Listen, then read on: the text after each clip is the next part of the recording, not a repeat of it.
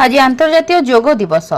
वसुदेव कुटुंबकम भावधारा बंचिबा निमंते योग एक माध्यम और साधना पलटि आम शरीर को सुस्थ रखा और मन को ऊर्जा देवा सहित योग को जीवन एक अपरिहार्य अंग भाव ग्रहण करी निज को सुस्थ रखा सह उत्तम समाज गठन करने योगर आवश्यकता रही।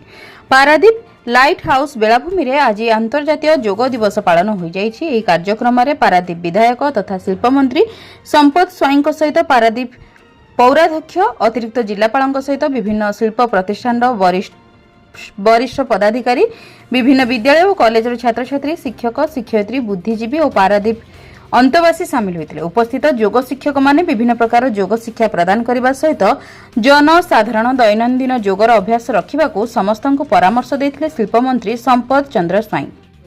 अंतर्जातीय योग दिवस अवसर में समस्त को शुभेच्छा और शुभकामना।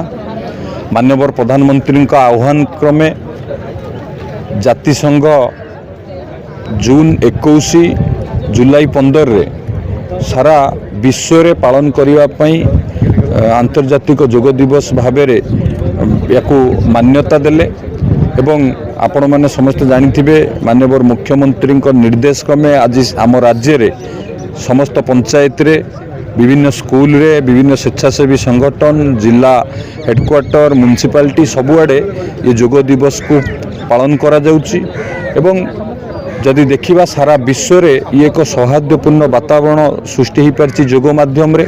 आमर जो कथा अछि वसुदैव कुटुंबकम याकू मध्य ये प्रेरित करुछि।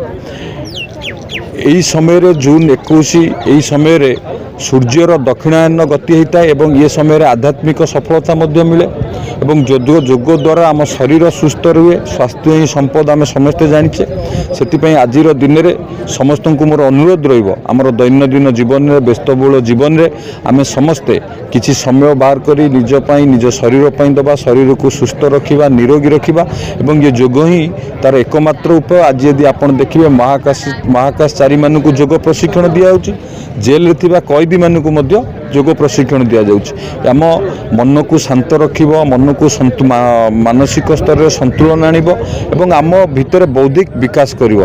तेणु योग आम दैनंदिन जीवन में निहाती आवश्यक आम समस्ते आपणैबा दरकार। धन्यवाद। जगतसिंहपुर संतोष मल्लଙ୍କ रिपोर्ट जन अधिकार लाइव।